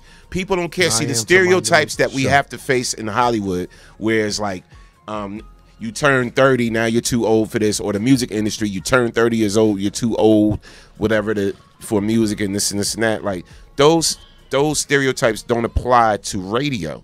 When you do radio and podcasting, that you could be 90 and be on the radio. This is why I chose. Okay. One of the reasons why I chose to get into this line in this field. Plus, I like giving people information. I like talking. I like having open dialogue where you express your views and I express my views and people express their opinions, whatever. So I felt as though this platform would be a beautiful platform for everybody. You know, this platform is not for no one or two people. It's for everybody. You know, no race. It don't matter the race, the religion, whatever. It's for everyone. But yeah, brand new show tomorrow, 7 to 8 p.m. Champagne Hour. Check it out. Of course. Watch it, listen to it, and grow with it. Of course. All right. Of course. So y'all already know what it is, man. BKS1 Radio. And the young lady that's hosting, she's a beautiful, talented, intelligent young lady, and everything. And so y'all gonna like her. She got a lot to say. Trust me. You think I got a lot to say? You think he got a lot to say? She got a lot to say. All right. So make sure y'all tune in. Welcome to the family. She has a whole lot more brothers than she used to. No doubt. I'm going to just leave it at that. Take it how you want it. Sandy said if a 16-year-old have sex with a 15-year-old, that's statutory rape in New Jersey. Technically. We don't look at it. But see. Man, what, bruh? We don't. What, bruh? What? That's it would sound like that, but that's happening every day. Can we really say that's rape? Two teenagers in high school to have sex with each other. See, are we? I don't know, man. I don't want to take it that. But is that really statutory rape? 15 and 16. So listen. Her ha ha. He in 11th grade. Go She in the 10th grade. They hook up, they fall in love, they like each other, they dating. He's taking her to the prom or whatever the case may be, the junior prom, whatever the case may be. Is that's come on, cut. I don't know, man. No, I don't think it is. You know, it's not. No, I'm not saying it's that. not. I'm just it's two teens having sex with each other. Yeah. I know I'm old fashioned. I get it. I know I'm out of touch. But 15-year-olds and 16-year-olds just don't have a lot of sense. So when they engage in sexual activity, knock on wood, God bless you. I hope everything work out for you. But when grandma and grandpa told you, which we didn't listen to, and when you took you to church and said save yourself, they wasn't necessarily wrong there, partner. Just saying. All right, whatever, man. I'm an old fogey. What do I know? Yeah, Sandy said it's statutory, yes, because the law says so. Okay. All right, pie lady. No one is getting charged. Sandy said no one's getting charged, but legally it is. If a parent wants to press, exactly, Sandy. If a parent wants to press charges, they can. Yeah, if you're going by the law. But come on. I think I've seen people get charged for that, especially when the boy is black and the girl is white. I think I've seen that occur. Like, oh, that's rape. So I'm just saying. I mean, come on. I was 15-year-old. Yeah, go ahead. And was messing with a girl that just turned 17. So. Come on, bro. I mean, listen. I'm a late bloomer, in that I lost my virginity at 17. In my neighborhood, to be 17 and a virgin, you was a old man. Take it how you want it. All this stuff start coming out in the woodworks or whatever like that. That's what I'm saying. Like, don't let all this terrible stuff with R. Kelly, whatever like that. We start criminalizing normal behavior, normal teenage behavior. Like, certain things are just normal. A 16 and 15-year-old, whatever like that, and liking each other in school and whatever, and they experiment, whatever like that, then a lot of people are going to be called out. And you're going to be calling out like 90% of this damn country or 90% of the world, man. Like cut it out. Don't let that make us start going crazy. Don't let one crazy person, you know what I'm saying, in his demented ways, mess it up for normal behavior. Well, I can say that about the Me Too movement as well.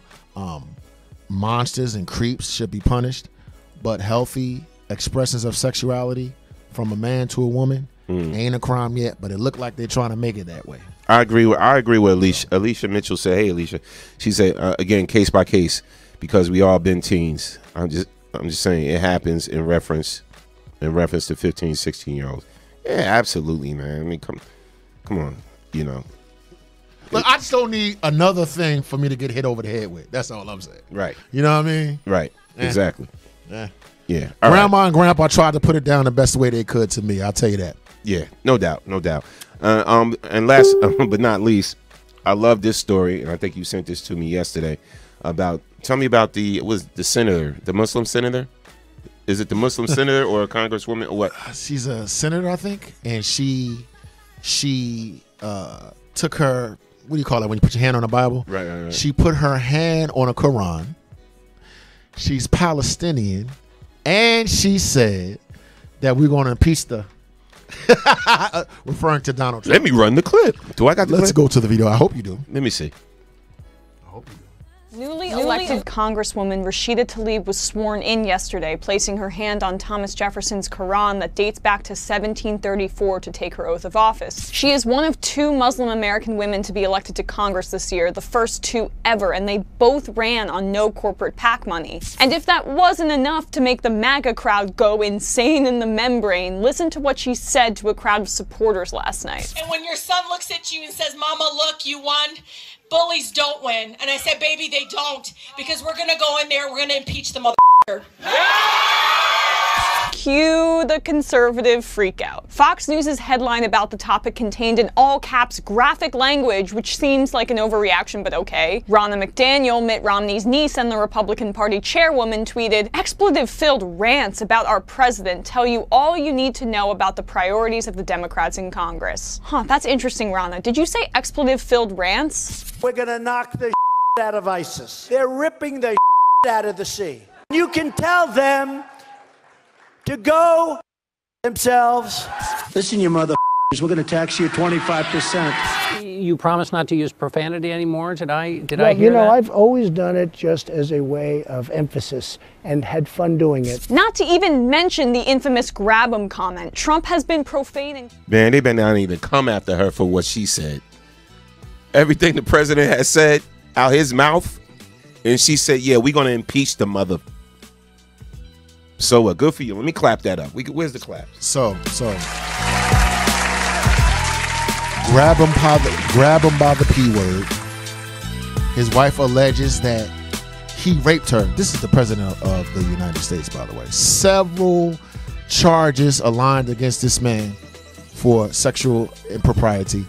This is the president that sent the Supreme Court justice to the Supreme Court when the dude tried to rape the guy that's the justice now tried to rape a girl, and then she kicked, she protected himself. It's disingenuous for him to be insulted by anything anyone says about him. I mean, his track record speaks for itself, and I think it's laughable. It's absolutely laughable for the other side to say anything against that profanity when they treat women the way they do. They want to build a wall, want to put little babies in internment camps. Can you insult a person that insults people every day?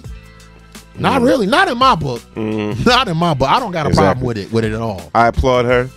I hope the actions that she want when she said impeach the MFer, I hope it happens. I hope he's impeached. Yes.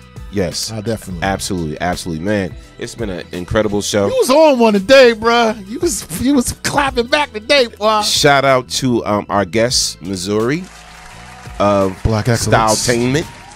Styletament. She was in the building.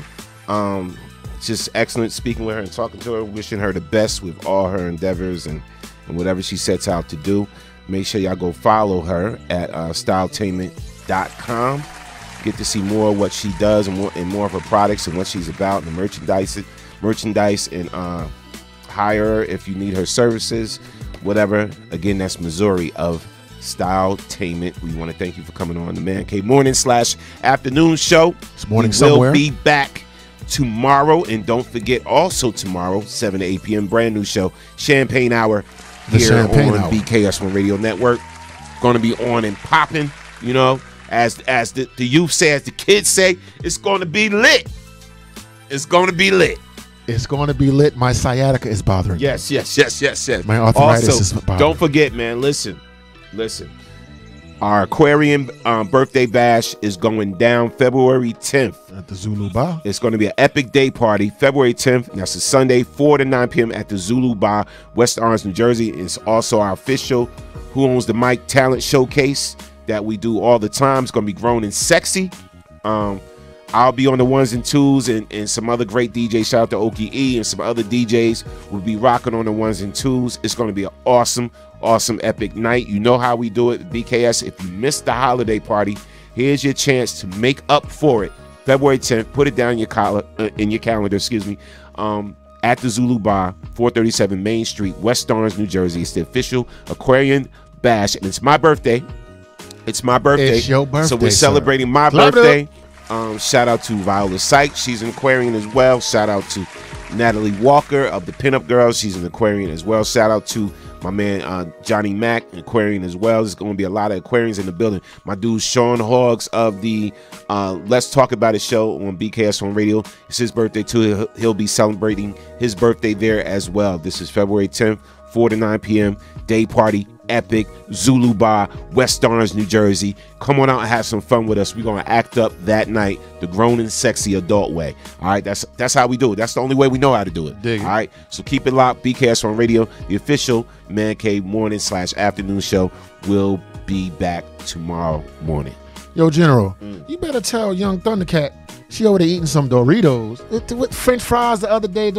She don't pass off. No, she did. She gave me some fries yesterday. She gave you some fries. She gave me some fries. I can't get a Dorito. Nope. Okay. All right. Okay. No. That's fat man discriminate. Like, yo, man, I'm feeling some type of way, bro. Nope. How you gonna let me get the? Hey, look, man. Y'all gotta remember something. This show was never about us. It's always about you. Because you are the next best kept secret. We'll see y'all tomorrow, man. Forever. Bang, bang, bang, bang. Yes. Love Peace you. and blessings. And guess what?